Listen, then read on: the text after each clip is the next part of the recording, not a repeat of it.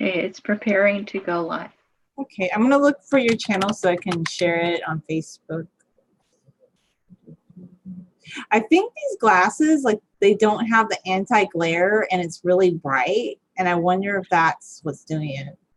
Could be, but the camera's not the best setup. I didn't really set it up. Okay, I see us here. So I'm gonna share it on Facebook. But anyway, did you want to share what this is about it? Okay, so I think I put down live with Julia about Faroe Islanders and Chair, just to get it interesting for other people. It may not make any sense, but you and I know what we're talking about, right? Of course, yeah, and it will come together. Like, if people watch, they can see why we're talking about the Faroe Islands and why we're talking about chairs. Of course, I still haven't fixed that thing where in the description it talks about privateers, but at least we have that topic thing right. That's true. Yeah, so I'll go back and change that. And also, we're going to talk about who our guest will be tomorrow night. Isn't that right? Yeah, I'm really excited about, like, Amanda Jones, and more than just like the Parliament thing. I think she might have a lot of insights about Brexit, and that's a trending topic. Yes, absolutely. She is a barrister, and her areas of practice are immigration and also something to do with gender identity. Oh. And yeah, so she can tell us a lot with regard to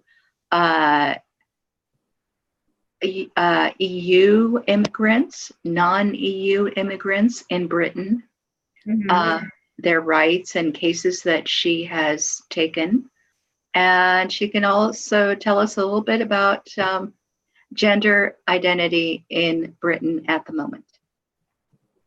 Sounds very interesting. Like, I think this is good because we do have an international audience, so it would be nice to hear some, like, their legal system too. I know you have a law background, but I would find this very interesting since I do not have a legal background, just to learn more about it. Yeah, well, the thing that prompted me to turn to her, of course, I've known her for years only through the internet, but at this juncture is because of the odd thing about Parliament being suspended. And I'll admit, I don't really know very much about the British system. I don't either. Like, that article that I shared with you, it's a little confusing to me because since I don't follow their constitution or their legal system, like, I know a little bit. Like, I know when the prime minister loses a vote of confidence, unlike here where you have a term limit, unlike here, once they lose a vote of confidence, then they come up for re-election. But beyond that, I don't really understand how they decide to dissolve Parliament. And it seems like it doesn't happen all the time, but it does happen occasionally. Yes. So if this were simply a question of needing another coalition government, see, my birds are getting in on the action, then yeah, I would understand, but that's somehow not what I got. But you know what? I'm not the expert. Amanda is, and we'll talk to her tomorrow night. I hope people will tune in. Like, I know a little bit about the British system, so I mean, it's not completely about coalition government, but I can see where this comes into play because you have many people who are against Brexit and many people who are for it. And it sounds like to me that Boris Johnson's asking the Queen to dissolve Parliament for the moment because of some of the issues they may have with that. That's what I was gathering from that article I read that you had shared. Okay. All right. Well, I will refrain from saying anything more since I really don't know, but I look forward to hearing what Amanda has to say about it. Okay. But you and I were talking about some interesting immigration trends having to do with women coming from the Philippines to the Faroe Islands. Yes, definitely. So, okay, the thing I love about YouTube, and I don't know why people don't know this about YouTube more, is that they recommend videos to you based on things you've watched. And I've watched a lot of different just documentaries.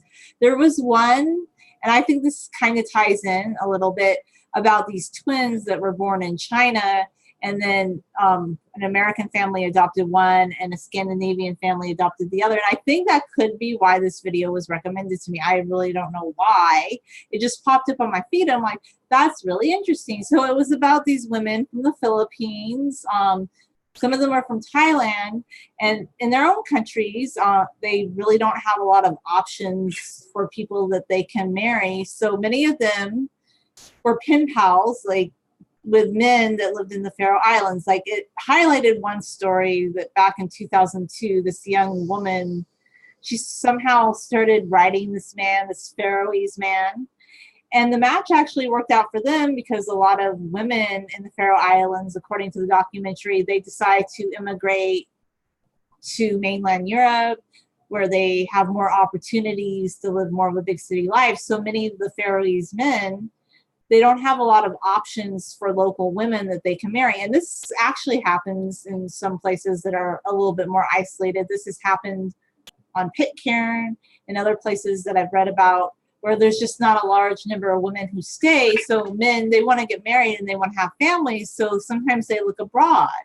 And this is where I think it's kind of great. And it shows you immigration is not the scary thing that people make it out to be. The Faroese Islanders, they are very loving their traditions. They maintain their traditions if you watch the documentary. But they're open to the idea of immigration because there's a deficit of women. So these women are looking for better opportunities. But you know what I really liked about the documentary was it wasn't that it was a mail order bride industry.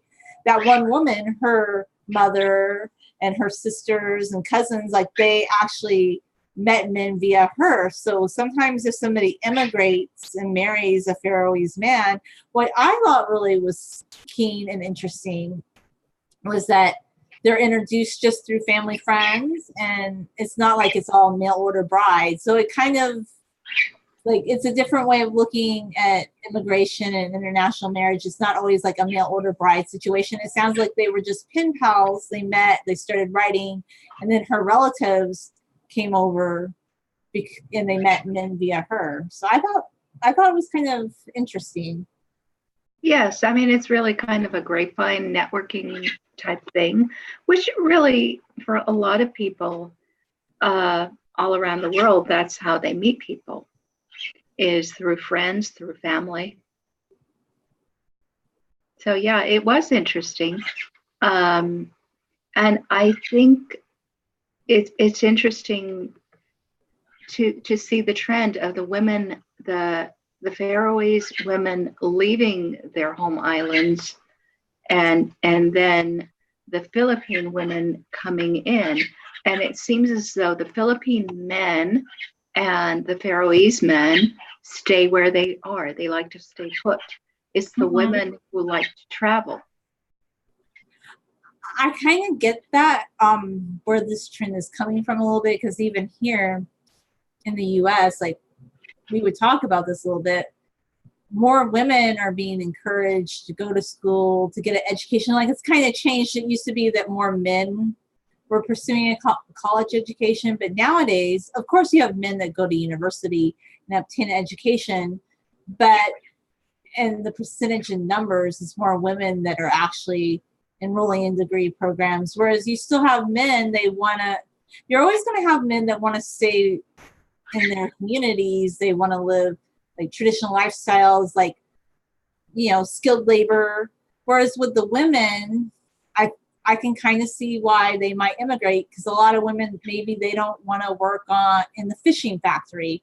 Maybe they have been encouraged to obtain a higher education and go abroad. So I can kind of see why the Faroese women leave, but then the Filipino women would find this a more viable option, because if they stay in the Philippines, of course, they could marry a local man, but they may not have as many opportunities.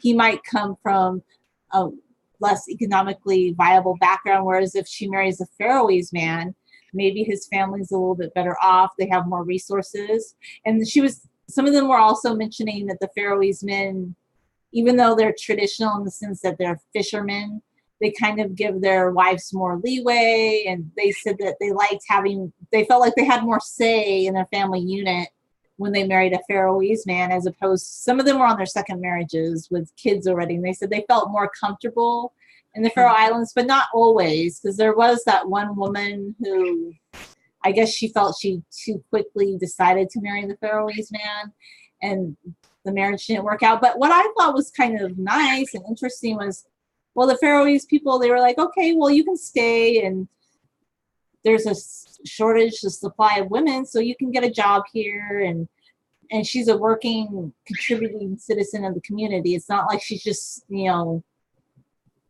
collecting welfare or something. Like, she's working, she's contributing to their society. So I thought that was kind of interesting. Yes, yeah, and that was a woman from Thailand, and she still enjoyed being in the Faroe Islands, and she enjoyed the freedom that she had there. She just didn't think her marriage had worked out. That's all. Yeah, and I think from what she was saying was they were too quickly. Like the other couple, though, that lady was a little bit more balanced. She goes, oh, well, we've been together for 6 years, but I feel like I'm still getting to know him. And I think it just shows, like, no matter where you are, whether it be a distant relationship or a local relationship, you have to get your time to know someone. You don't just know someone overnight. I just thought that was kind of interesting. It talked a little bit about family dynamics and getting to know somebody. There are a lot of interesting topics in this documentary, and I also liked how it just showcased that if people want to travel to another place, that's okay, because I think sometimes people are discouraged from doing that. Yeah. Yeah. Well, apparently, in the Faroe Islands, they're very open to immigrants, and they treat people well, and they don't discriminate. That's what it looked like to me. Yeah, I think they don't discriminate, but they still are able to maintain their traditions. Like, they don't see outsiders as detracting from their traditions, because it seems like the women who go to live there, they are from other places, and they may bring part of their culture with them, but they also are very invested in becoming part of the community, which I kind of liked. I liked how it shows you can still have your traditions, but it doesn't mean that outsiders are going to take away from that. These women want to become Faroese. They want to be part of the culture. They learn the language. Like, the one woman said it was really hard to learn the Faroese language. Like, she had to learn it from scratch. And right. She did very well. Yes. Yeah, no, they have to agree to try to assimilate to the culture. But as long as they're willing to do that, there isn't the kind of, discrimination based on, your ethnicity or something like that. They don't care about any of that. I think that seems to be a good characteristic that the Faroese people have. I also wonder too, though, is it easier because they have a lack of women who want to stay in the islands? Is it easier in their society to be open to these immigrants as opposed to locations with a large populace? I guess you're going to get people, like, not that I agree with this way of thinking, but you're going to get people that are more insular because they see more people coming in as a threat. That's what I feel like a lot of the xenophobia is about. People see others as a threat. Not that I agree with their viewpoint, but I think that's where they're coming from. Well, it depends on how much welfare there is in any given situation. So I think in this particular case, these women aren't stealing anybody's job, and they're also not stealing anybody's man. They're just not stealing anything. And everybody knows that. They understand that they have something of value to bring to their society, and they welcome them. Yeah. But I mean, if it were a question of just showing up and getting welfare, that would be different, don't you think? Oh, definitely. Yeah. Which in the end of the day shows to me, well, let people go where they want to go, where they can get a job, but just don't give a government benefit for that. And right. Then that would solve a lot of the problems that we have with taxes and immigration and whatnot. Anyway. Right. Let people go to situations where somebody has something to offer them and they have something to offer that person.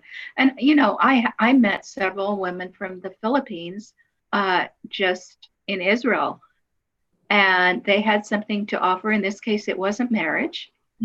It was helping to take care of elderly and sick people.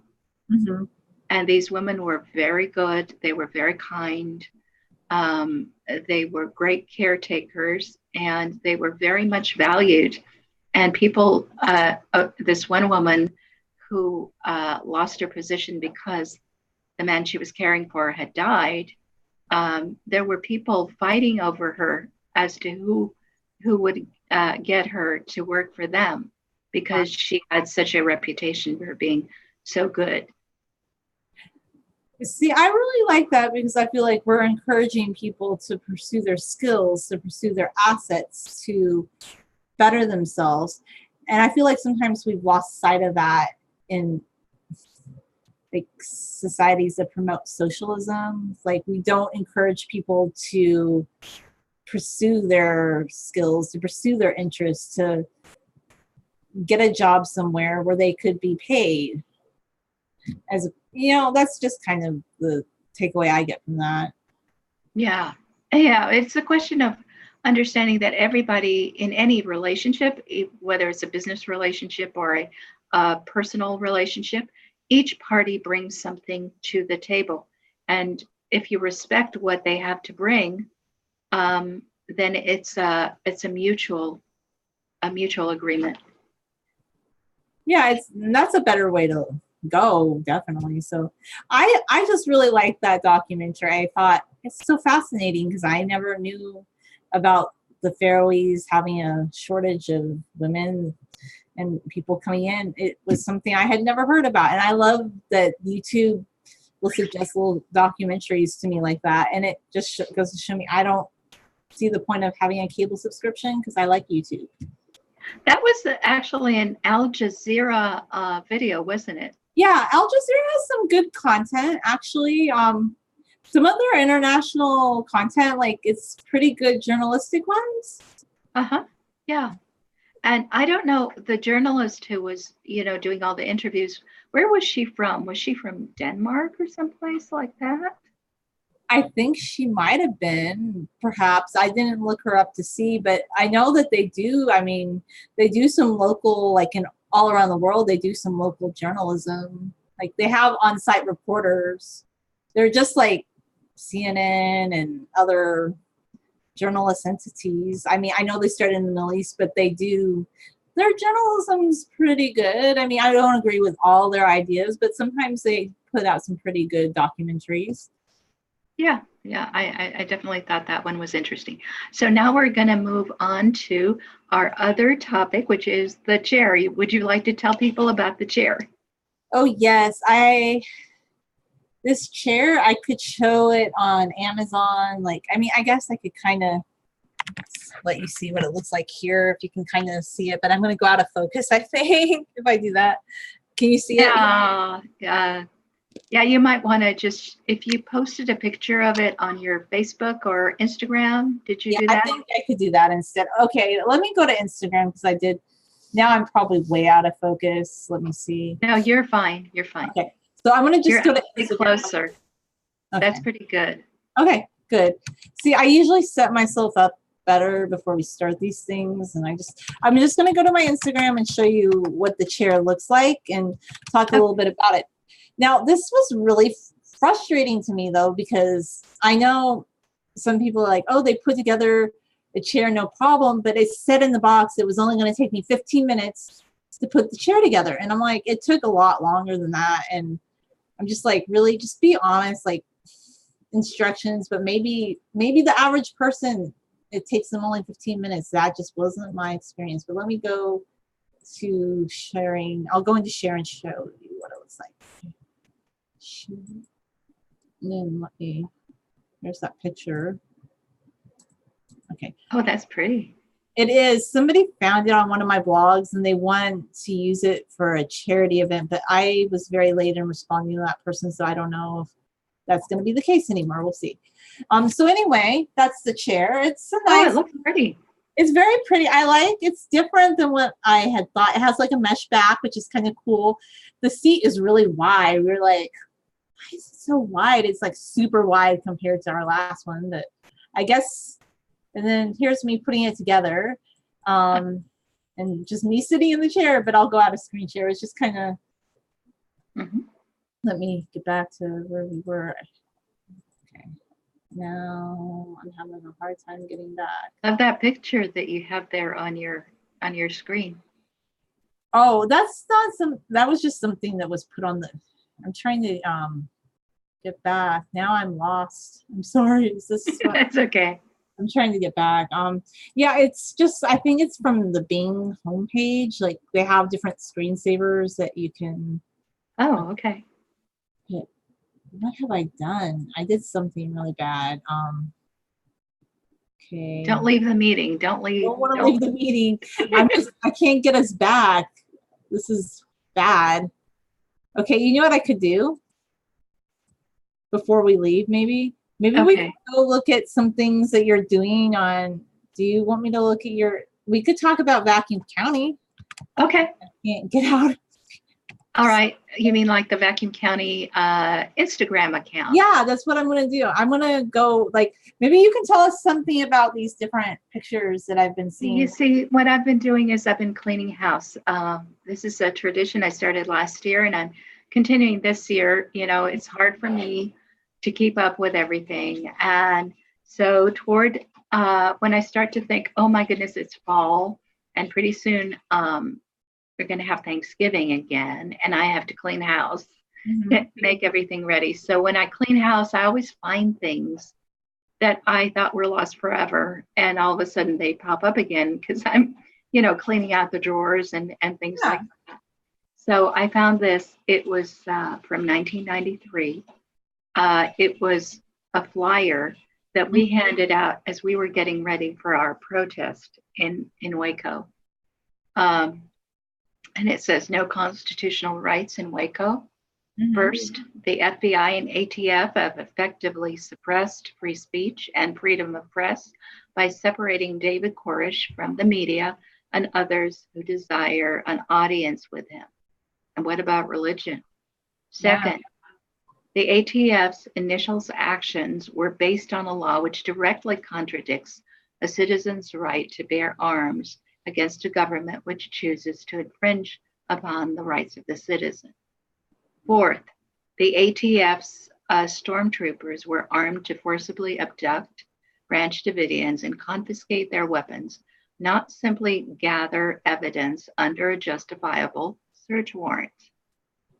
Ninth, that Congress passes a law prohibiting weapons by type does not justify the fact constitutionally. The Constitution is the law, and Congress, in this case, is the transgressor. And 10th Amendment. Any governing body which attempts to restrict the rights of citizens of the United States is acting illegally and should be prosecuted and removed from office. And that was my phone number way back then. It's not my phone number now. Oh, yeah. Way back. Yeah, I lived in Houston. I lived at the Graduate House at Rice University, and it was on 6500 South Main. But you know what? It's not there anymore. It was razed to the ground. So you see, everything about this is historical. That's pretty interesting, though, because the reason I find this is interesting is because I was 14 in 1993 when all this was happening, and I just didn't understand. It was so confusing, and it didn't seem right. And like when I saw the fire, I was like, why did it? I think they handled it wrong. Like, so it's so interesting to hear more about like how the ATF probably should not have targeted them. And wasn't it kind of the case that it wasn't really about David Koresh and it was more about like a spousal feud? Well, yeah, I mean, somebody always complains and then they move in, but the complaint is usually not really the reason either. It's just a way of getting started against that community. Yeah, I see what you're saying. So yeah, there was a custody battle, but and all sorts of allegations were made, but the local people, the local McLennan County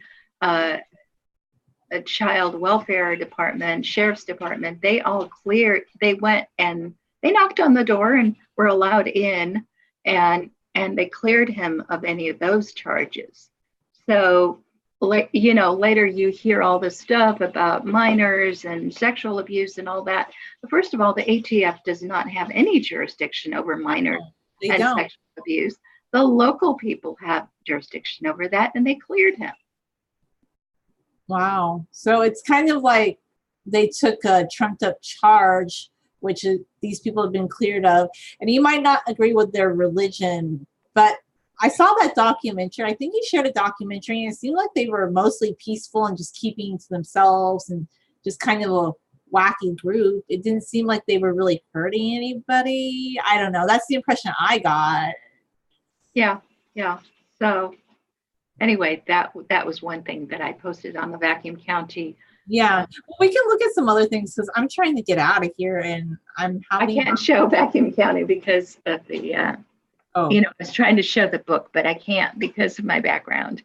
Okay, well, I'll see if I can get out again. Let me see, but maybe we could talk about this one because we still haven't had enough people watch the Phoenician episode. I know. I think this is one of our most excellent episodes. I mean, we've had many that are good, but I really like that one. I did too, and I would have thought more people would have tuned in.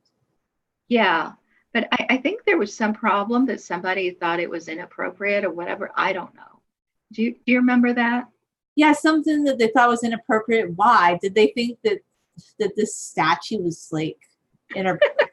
Statue of a Phoenician, like, isn't it a historic replica? Yeah, absolutely. It's historical, and actually the guy has a skirt on, so I don't think there's anything to worry about.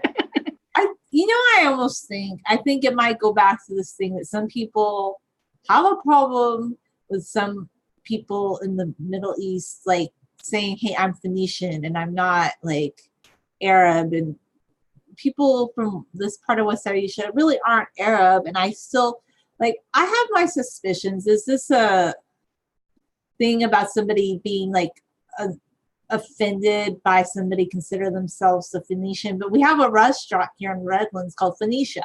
So a lot of people do hearken their Phoenician heritage. I don't know why it's a problem for some people.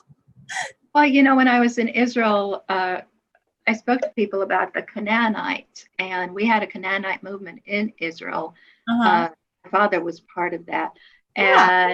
And they were saying, well, the Canaanites, yes, they were an ancient people. They died out a long time ago. And, no, they didn't.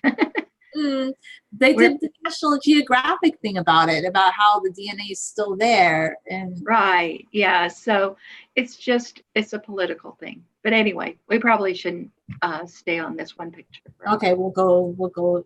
Let me see if I can get out of here. So, but let's talk about this one because this is interesting too. Yeah, well, I mean, this is about Social Security, and when it came out, and this was, under the President Roosevelt, the great guy, signed in 1935, and this is the news item about how it was going to start. Of course, the deductions were either small at the time. They're much higher now. But it says there is no guarantee that the fund thus collected will ever be returned to you. Now people will tell you, oh, no, it's my money. I earned it, and I'm entitled to it. But you don't really get your own money back. No, you don't get your own money back, and they borrow against it all the time, and they do all sorts of things with it. And it has said on Social Security statements that there's no guarantee you're even going to get like a certain percentage after a certain year, and it's not I mean, there's all sorts of problems with the Social Security system. Let's just be honest. We know that, right? Yeah, and it's not voluntary, so it's basically stealing from people. Yeah, why can't they, to me, why can't there just be an option like, hey, if a group of people, if they're okay with that and they want to, but maybe like a private option, like they have that, right? Don't they have of course, we have free enterprise. Under free enterprise, any two people can enter any agreement they want to, as long as they're not violating the rights of other people, they can agree, I'll give you my money if I die, you give me your money if you die. We can gamble away our life savings if we want to. In that way, it's called insurance. And we do have that. We do have all sorts of annuities available for people to buy that are based on their life expectancy and all sorts of things like that. We don't need the government to run this. Yeah, and just think of all the money we could save and how we wouldn't have a deficit if maybe we just scaled back on some of these things. But anyway, I can see if I can get us out of here. I don't know what I did. I really, it's so it's okay, Julia. This hasn't been my most productive day either. Okay. So really, we could just say that we've touched on a lot of bases today. I appreciate your talking to me about the Faroese and the Philippine and Thai women that enjoy finding a life in the Faroe Islands. Yeah. And I look forward to our interview with Amanda Jones, who is a barrister and will explain what's going on in the British law system to us tomorrow night at our regular time, 8:45 p.m. Central Time. What time will it be at your site, Julia? 6:45 Pacific Daylight Time. Okay, very good. And I think it will be quite exciting. It might explain to a lot of us who don't quite understand how it is that the Queen could be suspending Parliament. I want to hear exactly like how this functions. I think I kind of have an idea, but I probably am wrong because I'm not British and I don't really study the British legal system. So I would love to hear what Amanda has to tell us about all of it. Okay, so I will see you tomorrow night at my main channel at 8:45 p.m. Okay. Have a good evening, Aya. Okay, you too, Julia. Bye. Bye.